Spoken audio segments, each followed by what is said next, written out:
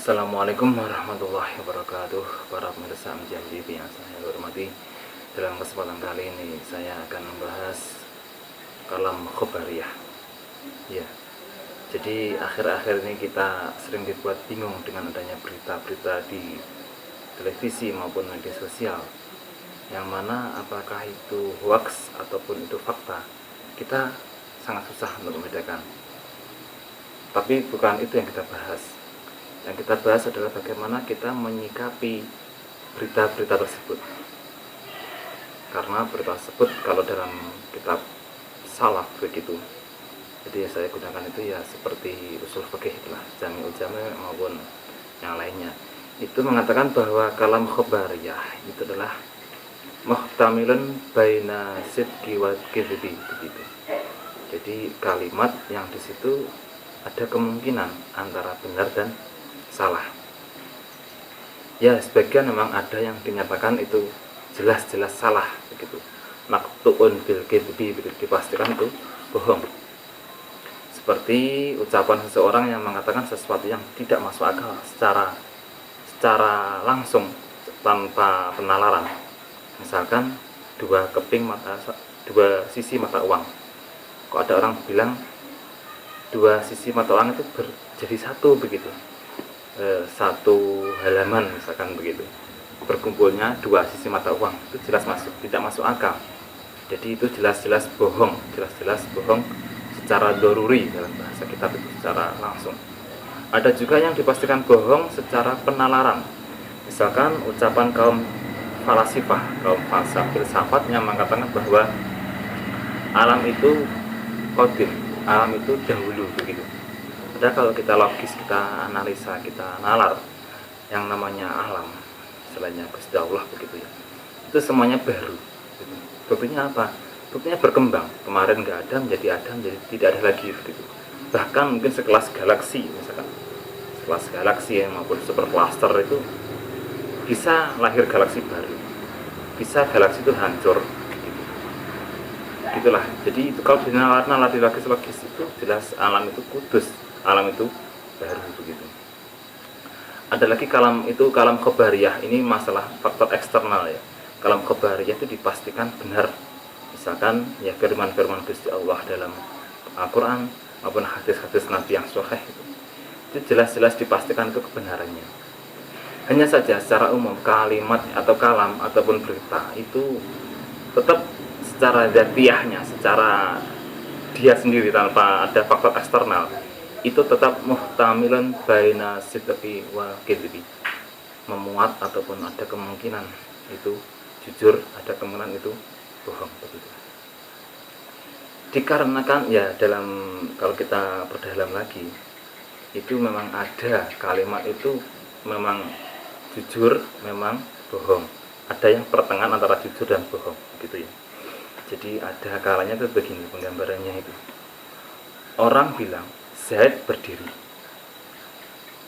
Dalam hatinya dia itu meyakini Zaid berdiri, jadi dia melihat itu jujur.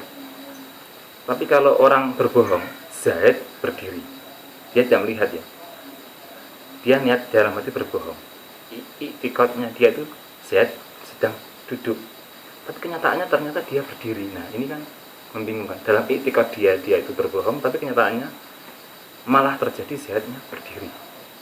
Ataupun mungkin orang bilang jujur menurut iktikad keyakinan dia bahwa Zaid itu sebenarnya berdiri gitu. Tapi pada kenyataannya ternyata tidak berdiri, dia sedang duduk. Nah, dua hal ini, pertama antara keyakinan dengan yang terjadi yang aslinya, kok dia meyakini itu benar ternyata salah, ataupun dia meyakini itu salah ternyata benar, ini dalam kitab itu dikatakan baina ataupun perantara antara jujur dengan bohong gitu. Nah, kembali kepada kalam khobariyah, kalam ataupun kalimat ya, berita yang di situ pasti memuat ataupun ada kemungkinan jujur dan bohong, maka kita seyogyanya kalau mendengar berita, walaupun itu dari berita-berita surat kabar yang mainstream, surat kabar yang utama itu, tetap itu mengandung kebohongan maupun kejujuran. Kita menyikapinya biasa saja, jangan terlalu fanatik, jangan terlalu berlebihan. Karena bisa saja orang membuat berita itu memang dia niat berbohong, dan ternyata jujur apa adanya dan terjadi yang di lapangan, tapi dia niatnya berbohong. Ada lagi orang yang meyakini itu sebuah kebenaran, tapi ternyata tidak cocok dengan yang sesungguhnya. Jadi kita harus hati-hati ini. Jadi akhirnya ada 4 model. 1, dipastikan jujur antara itikad dan kenyataan itu sesuai. Ada yang dipastikan bohong antara itikad dengan keyakinan itu memang dia itu niat berbohong. Ada yang 2 antara jujur dengan bohong. Yang satu itu meyakini sesuatu ternyata faktanya tidak. Yang satunya lagi tidak meyakini sesuatu ternyata faktanya iya. Begitu, seperti yang saya bilang tadi. Misalkan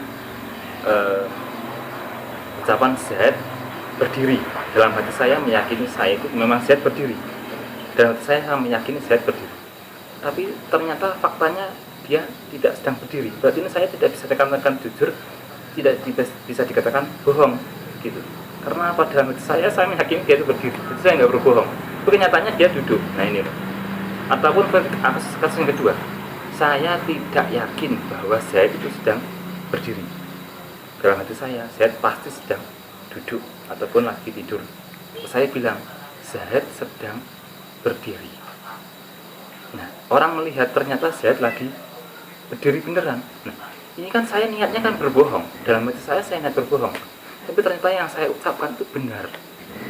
Ternyata dia memang benar-benar berdiri. Nah, ini diantara berbohong dengan jujur. Dalam surat kabar maupun media mainstream maupun media sosial, ini banyak sekali terjadi di Indonesia hari ini. Masa jauh-jauh di Ngawi hari ini, mungkin di Beringin hari ini. Jadi orang kadang meyakini sesuatu ternyata omongan dia itu adalah tidak fakta, atau orang yang sebenarnya niat berbohong, tapi ternyata fakta. Nah, kembali ke asal, kembali ke pembahasan yang awal, bahwa memang kalimat khobariyah, kalam berita itu memuat antara jujur dan bohong. Jadi kita nggak usah terlalu fanatik ataupun tidak usah terlalu percaya 100%, kecuali kalau memang sumber tersebut dipastikan kebenarannya, misalkan Al-Quran maupun Al-Hadis yang sahih, gitu kan. Semoga ada manfaatnya. Jika ada kesalahannya saya mohon maaf yang sebesar-besarnya. Mungkin foto kitab nanti akan saya kirim lewat deskripsi video di bawah. Wassalamualaikum warahmatullahi wabarakatuh.